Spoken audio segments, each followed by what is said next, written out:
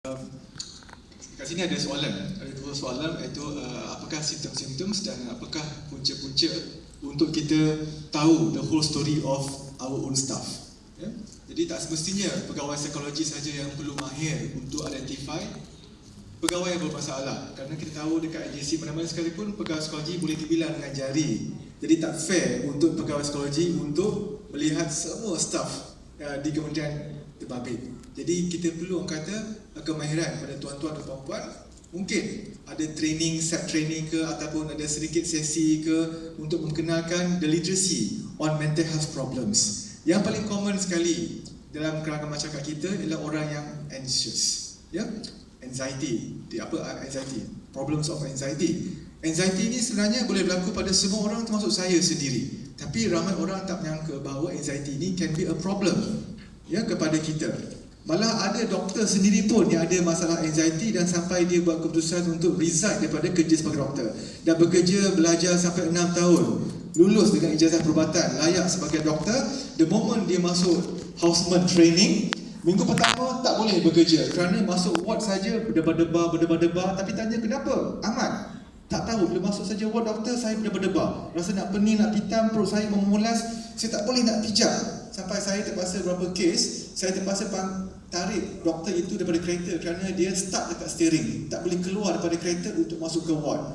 Dan orang ramai expect doktor untuk merawat pesakit. Ini doktor kita sendiri tak boleh nak bekerja kerana elemen anxiety itu yang keterlaluan. Jadi bayangkan staf puan-puan dan tuan-tuan di office, kemungkinan mereka pun ada anxiety symptoms. Jadi orang yang anxiety ni biasanya dia akan rasa gelisah, resah, fikiran dia tak tenang, dan kita nampak bahawa dia mudah panik. Lagi apa agaknya orang yang anxious? Berpeluh-peluh, menggeletar. Bila sangat panik rasa macam gugur jantung tu. Ya, sikit-sikit nak pitam, sikit-sikit nak histeria. Macam tu. Jadi super HR kata, Minah drama dia ni. Ya, orang akan panggil dia sebagai Minah drama. Kenapa? Sikit-sikit saja dah cucuk nak banyak. Tak ada kerja. Okey, rehat 1 jam, 1 hari kat situ. Ya, itu simptom anxiety.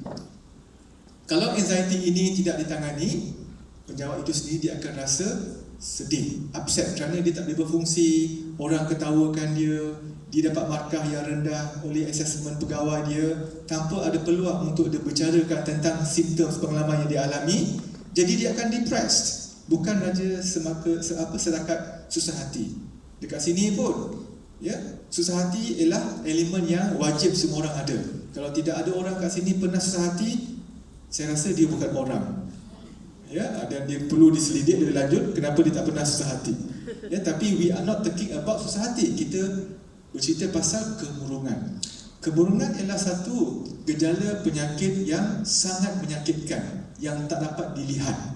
Ya, if someone potong tangan, ramai orang yang dia nak supaya kesakitan emosi dia dilihat. Apa dia buat? Dia kelar tangan dia, dia kelar leher dia, dia makan ubat tidur dan ubat Panadol sampai 40 biji supaya masuk hospital, supaya orang tahu dia sakit emosi dia. Kerana kalau dia diam, dia tak bercakap orang akan kata bahawa dia Minah bermasalah, Minah emo sangat lah, Minah ni emo sangat lah. Tapi sebenarnya dia tak ada platform untuk dia bercakapkan pasal kesukaran dia.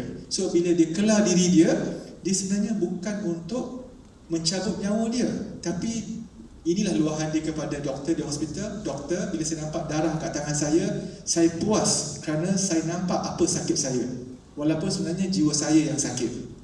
Jadi kita bimbang tindakan ini akan dilakukan secara meluas dengan gejala media sosial yang akan menyelinap kepada golongan remaja yang ingin explore, because teenagers are quite adventurous to explore.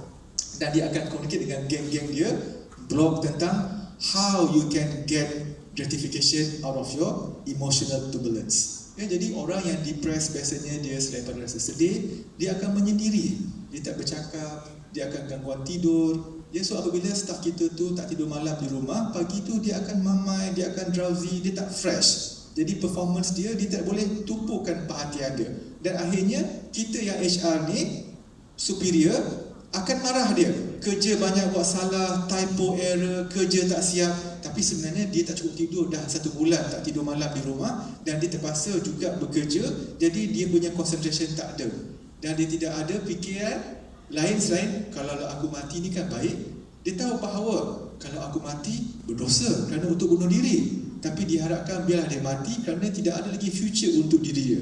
Sehari-hari dia memikirkan biarlah dia mati, biar dia mati. Dan biasanya apabila orang fikir tentang kematian, dia tidak ada lagi harapan untuk dia untuk bekerja lebih tinggi, lebih baik, kerana telah dipengaruhi oleh mindset yang seperti itu, ya. Jadi apabila depression ini tidak dikawal, dia akan pergi kepada elemen psikosis. Itu psikosis itu di mana mula rasa bahawa memang aku baik mati sebab suara tu kata memang aku tak guna kat sini lagi. Dan kadang-kadang ada suara mengatakan bahawa cara nak mati pun macam mana. Inilah biasanya, ya, yang keluarga akan bawa jumpa kita. Bayangkan ada staf kita yang bekerja, mungkin kat sini ramai yang daripada Putrajaya. Mereka independent on their own, tidak ada keluarga, tidak ada adik. Jadi tuan-tuan dan puan-puan lah yang bila nampak saja simptom-simptom ini, dekati mereka dan addresskan bahawa contohnya ayat pembukaan tu mungkin Dr. Raja dia ada tips dia. Ya, kita tak boleh orang kata tanya soalan tu yang menyebabkan penjawab tu dia tak mau share dengan kita. Kau ni tak betul ke? Cerita kat aku. Ayat pertama tu, kau tak betul dia, cerita kat aku. So bila cakap awak tak betul, orang tu dah kata no need to say anything pasal tu apa, saya punya pegawai dah kata saya tak betul. Kita boleh kasih dia pembukaan ayat yang bahawa awak belajar apa kerja yang baik sebelum ini. Saya puji kerja awak, prestasi awak baik. Kebelakangan ini kita dapati bahawa awak tidak seperti dulu, tidak berjumpa dengan kawan-kawan. So kita tunjukkan perbezaan itu supaya dia tahu bahawa kita HR ini memerhatikan dia. Take note of that. So dia rasa, oh nampaknya pegawai itu berat dengan aku sebenarnya. Dan dia kata, okay, saya di sini HR kepada awak. Saya yang bertanggungjawab untuk pastikan awak boleh bekerja dengan baik. Kalau awak ada masalah, saya mungkin tak boleh selesaikan, tapi mungkin saya ada pandangan untuk bantu macam mana awak boleh selesaikan masalah awak. Dan untuk HR, berhati-hati, jangan cuba selesaikan masalah staff. Ya, kita doktor psikiatris, saya ada beribu-ribu pesakit, tak mampu untuk selesaikan masalah pesakit saya. Kita tolong dia untuk supaya dia ada jalan untuk dia selesaikan masalah dia. So kadang-kadang opening word sahaja boleh menyebabkan staff tu akan cerita dengan kita. Ya, saya di sini untuk mendengar. Jadi pada masa itu berderai air mata dia keluar. Sebab sebelum ni dia takut nak cakap pasal, imagine our staff, dia support staff, dia takut nak cakap dengan superior atas ni. Tapi apabila kita yang kat atas ni, kita open the gate, then baru dia rasa, now I'm coming in because you sit there. Ya. Jadi ini antara simptom-simptom yang kita kena identify di kalangan kita. Soalan yang kedua ialah apakah punca-puncanya? Macam Dr. Cik Nur Syahmi cakap tadi, kita pergi pendekatan biopsychosocial.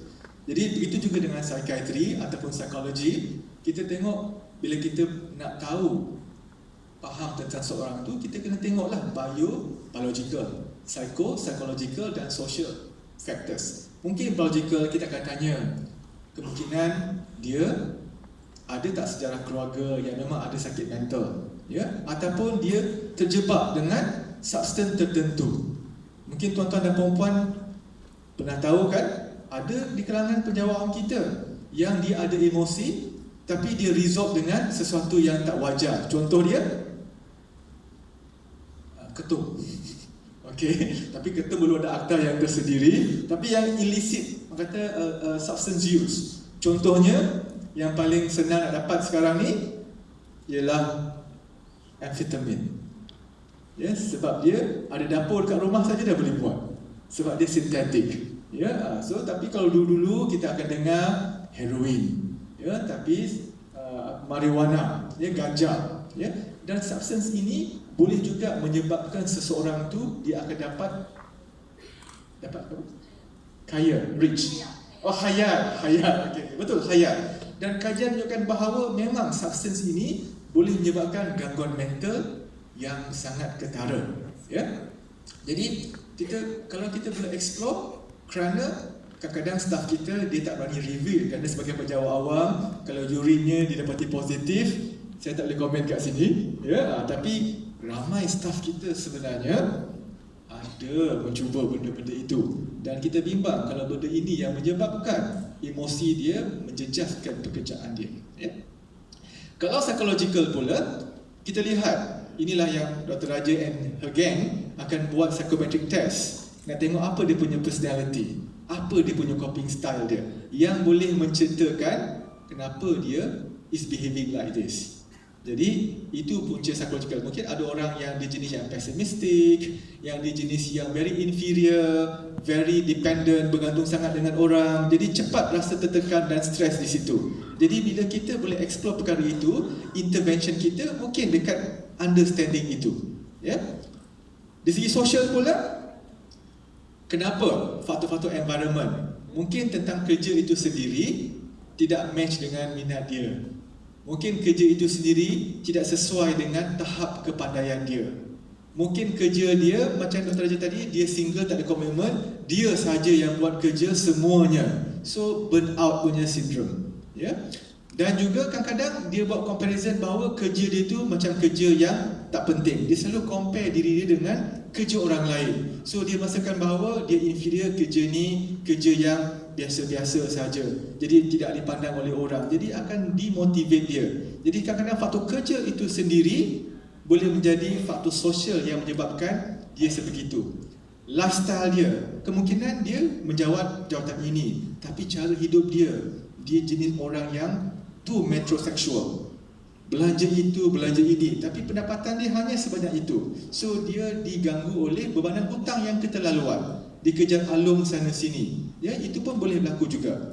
Kalau family conflicts juga boleh menyebabkan social factors juga mempengaruhi. What more sekiranya kalau dia ada penyakit-penyakit.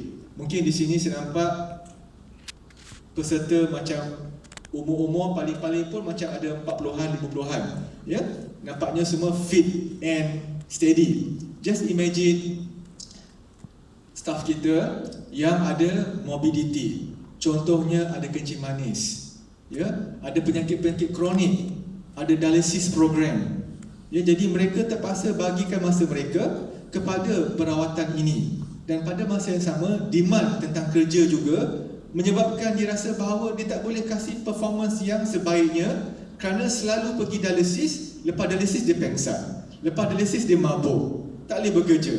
Kalau kencing manis pula, kencing manis tak kontrol, selalu dapat infection, masuk hospital. Penyakit jantung setiap 4-5 bulan masuk hospital sebab bengkak kaki, tak bernafas sahaja. Jadi bos pun kata, engkau ni Ahmad, asyik masuk ke hospital saja, kau nak kerja lagi ke sebenarnya? So that kind of statement datang daripada HR, daripada superior, sangat-sangat menyatakan bahawa saya tidak ada sokongan daripada majikan saya, kerana ini statement yang dikeluarkan oleh majikan saya.